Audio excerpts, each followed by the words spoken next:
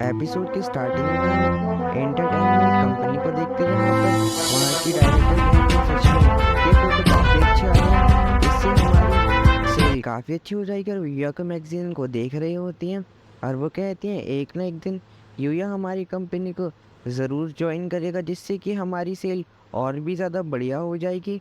अगले सीन में हम युया का घर देखते हैं। इस तरफ युया और काओरी एक साथ मिलकर पढ़ रहे होते हैं। काओरी कहती है युया से तो या तुम पुराने मैथ के फॉर्मूले को इस्तेमाल करो, जिससे तुम अच्छी तरह से कर पाओगे।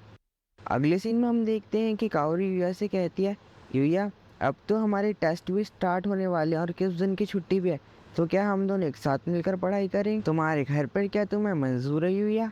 युया इसके लिए मान जाता है और हम दोबारा से फिर से पास्ट में आ जाते हैं। काओरी पूछती है युया ये वॉशरूम कहाँ पर है, तो युया उसे बता देता है कि तुम्हें इधर से राइट जाना है, तुम्हें वहाँ पर वॉशरूम दिख जाएगा। युया कहता है ये पहली बार है जब कोई लड़की मेरे घर पर आई है, ये थोड़ा अजीब है।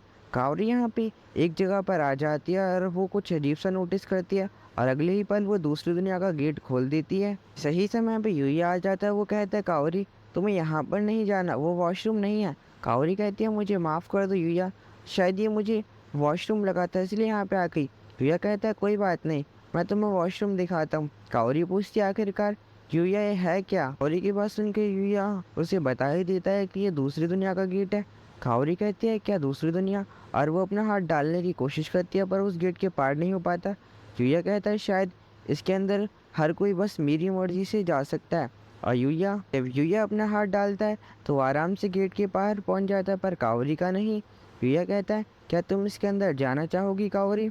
कावरी कहती है हाँ क्यों नहीं युया। युया कहता है मैं कुछ ऐसी एबिलिटीज़ भी इस्तेमाल कर सकता हूँ, और वो अगले ही पल वाटर मैजिक दिखाता है, जिसे देख के कावरी शॉक हो जाती है। और युया वो भी बताता है कि उस दिन जो मैंने गुंडों से लड़ाई की थी वो बस मैं इस दुनिया की मैजिकल पावर्स की मदद से कर पाया था, और जो मैंने तुम्हें बचाया था। कावरी कहती है अच्छा युया तो वो तुमने ऐसे किया था। जब भी युया कावरी से कहता है क्या तुम मेरे साथ दूसरी दुनिया में चलना चाहोगे, कावरी हाँ करती है। जब कावरी दूसरी दुनिया में आ जाती है तो वो काफ़ी हैरान होती है और वो हर चीज़ को काफ़ी गौर से देखने लगती है। वो देखती है कि ये दुनिया नामुमकिन है। कावरी हर चीज़ को बहुत ही ध्यान से देखती है। वो देखती है कि यहाँ पर बहुत सारी ऐसी चीज़ें हैं जो उस दुनिया में है ही नहीं। कावरी कहती है सच में ये अर्थ से बिल्कुल अलग है।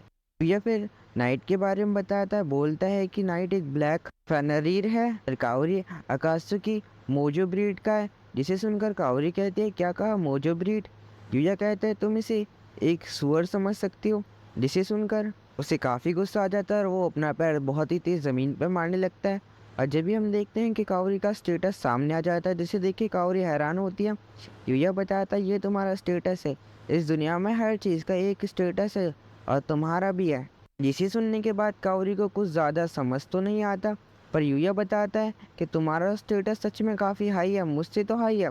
जब मैं इस दुनिया में आया था तो मेरा स्टेटस बहुत ही लो था, फिर मैंने अपना लेवल अप किया, और सच कहूँ तो मैंने चीटिंग किया, क्योंकि इस दुनिया में आने के बाद मेरा वज़न सच में बहुत ही तेज़ी से कम हो गया और मैं इतना पावरफुल भी हो गया। और इन बातों पे ध्यान नहीं देती है और वो युया से कहती युया क्या तुम मुझे यहाँ पे घुमाओगे? युया कहता हाँ पर मैं तुम्हें बाद में घुमाऊंगा। इसीलिए कावरी उससे प्रॉमिस करने के लिए कहती है। युया उसके साथ प्रॉमिस कर लेता है और उससे कहता है तो ठीक है। युया पर कावरी से ये भी कहता है कि तुम्हें कावरी इस दुनिया के बारे में किसी को नहीं बताना होगा, ये एक सीक्रेट है। कावरी कहती है एक सीक्रेट? वो कहती है मैं किसी को नहीं बताऊंगी युया। इसके बाद कावरी अपने मन में कहती है मैं युया के और भी करीब आ गई उसके सीक्रेट के साथ। युया कहता है क्या कावरी हम दोनों अब जाके पढ़ें? इसके लिए कावरी मान जाती है और कहती है हाँ हमें शायद पढ़ना चाहिए साथ में। हम अगले सीन में रॉयल पैलेस का सीन देखते हैं, जहाँ पर लेक्सिया कहती है मैं आ चुकी हूँ पापा। जिसे सुनकर उसके फादर कहते हैं वो लड़का तुम्हारे साथ नहीं आया। ओवन कहते हैं अब वो अभी किसी काम से गए हुए हैं, इसीलिए वो बाद में आएंगे। और ये लड़की कौन है क्या तुम मुझे बताओगे? किंग कहते हैं। जिसे सुनकर लेक्सिया कहती है मैं एक असैसिनेशर हूँ और मैंने आपके बेटे को मारने की कोशिश की। जिसे सुनकर किंग अपनी रीडिंग स्वॉर्ड को निकाल लेते हैं। लेक्सिया कहती है नहीं रुकिए पापा, पर वो नहीं रुकते और वो डायरेक्ट अटैक कर देते हैं, पर उनकी स्वॉर्ड एक भी इंच भी नहीं हिल पा रही होती। किंग कहते हैं आखिरकार तुमने क्या किया है, मेरी रीडिंग स्वॉर्ड हर चीज़ को काट सकती है। लूना कहती है आपकी रीडिंग स्वॉर्ड बहुत ही पावरफुल है, वो हर चीज़ को काट सकती है, इसीलिए मैंने आपके हाथों को बांधा। जिससे कि किंग कहते हैं तुम सच में काफ़ी चालाक हो। शायद लेक्सिया कहती है आप ये क्या कर रहे हैं, आप लूना को मारने की कोशिश कर रहे हैं, आपको पता नहीं लूना मेरी पर्सनल गार्ड है, अगर आपने फिर से ऐसा किया तो मैं आपसे नफरत करूंगी। जिसे सुनकर किंग को काफ़ी बुरा लगता है और वो लूना से कहते हैं प्लीज़ लूना मेरी बेटी का ख्याल रखना, ये बहुत ही सीधी है। इसे सुनकर लूना थोड़ी हैरान होती है और वो किंग की बात को नहीं टालती और उनके सामने अपना सर झुकाकर बोलते हैं ठीक है सर। और हम देखते हैं कि किंग यहाँ पे काफ़ी उदास होते हैं। वो कहते हैं आखिरकार ये मेरे साथ हो क्या रहा है, ओवन मेरी बेटी मुझसे नफरत करेगी अगर मैंने उसे मारने की कोशिश की तो। ओवन कहते हैं किंग लूना अटैक नहीं करेगी क्योंकि उन्हें यूया ने समझा है। और वो बताते हैं कि डार्क रिंगॉस में लेक्सिया सामा यूया के साथ उसके घर पर रही हैं और वो लूना के साथ सोई हैं। जिसे उससे कहने के बाद ओवन को एहसास होता है कि उन्होंने कुछ गलत कह दिया, पर किंग कहते हैं क्या वो एक मर्द के घर पर रही थी एक रात के लिए। और वो काफ़ी गुस्से में हर चीज़ को तोड़ने लगते हैं। ओवन उन्हें शांत करने की कोशिश करते हैं पर किंग अपने रीडिंग स्वॉर्ड निकालते हैं और वो काफ़ी गुस्से में कहते हैं मैं उस लड़के के टुकड़े टुकड़े कर दूंगा अपनी रीडिंग स्वॉर्ड से। और वो हर चीज़ को तोड़ने लगते हैं। ओवन उन्हें शांत करने की कोशिश करते हैं पर वो शांत नहीं होते। हम दोबारा उस मिस्टीरियस इंसान को देखते हैं जहाँ पर उसका सर्वेंट बताता है लेक्सिया सामा अभी भी जिंदा है, डार्क गिल्ड के हेड मास्टर इसमें नाकाम हुई। जिसे सुनकर वो बंदा थोड़ा हैरान होता है और वो सर्वेंट ये भी बताता है कि लेक्सिया सामा की गार्ड अब वो डार्क गिल्ड के हेड मास्टर हैं और इस चीज़ को करने वाला डार्क रिंगॉस का कोई अनजान पर्सन है और वो काफ़ी ज़्यादा स्ट्रांग भी बताया जा रहा है हमें। वो मिस्टीरियस पर्सन कहता ओ ऐसी बात है तो क्या हुआ, हम फेल दोबारा नहीं होंगे, मैं तुम्हें अपने सीक्रेट वेपन दूंगा।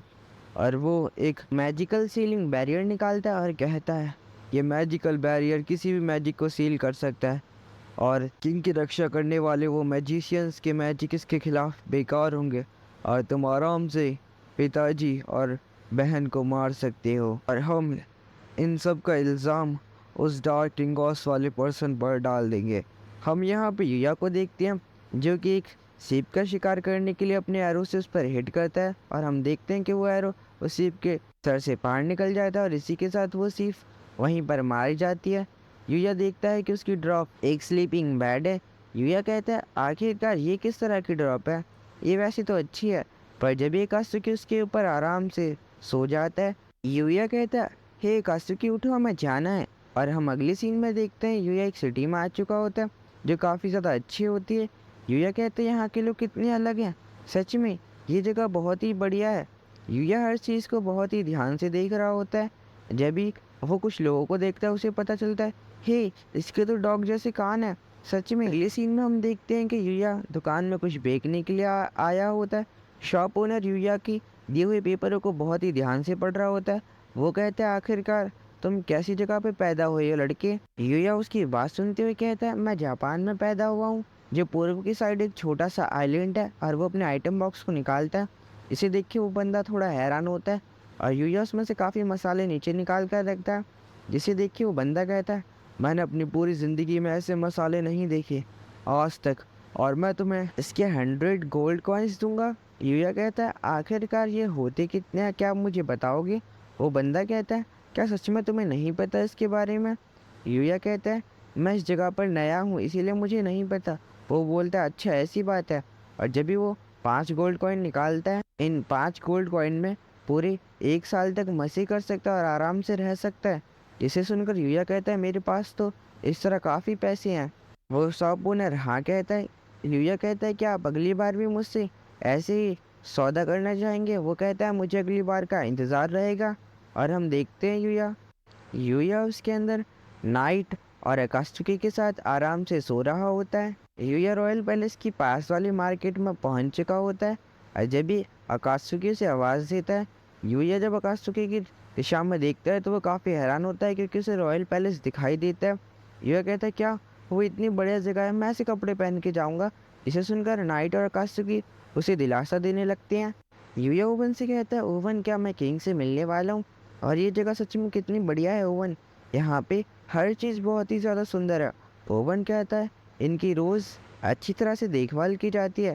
तभी ओवन कहते हैं जल्दी तैयार हो जाओ। यूया कहता है क्या तैयार, क्या मुझे किंग से इन कपड़ों के साथ मिलना होगा।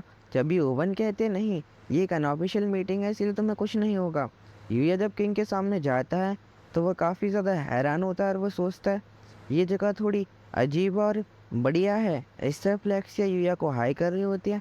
हम ओवन को देखते हैं जो किंग के सामने झुक जाते हैं और वो कहते हैं यूया आ चुके हैं यहाँ पे।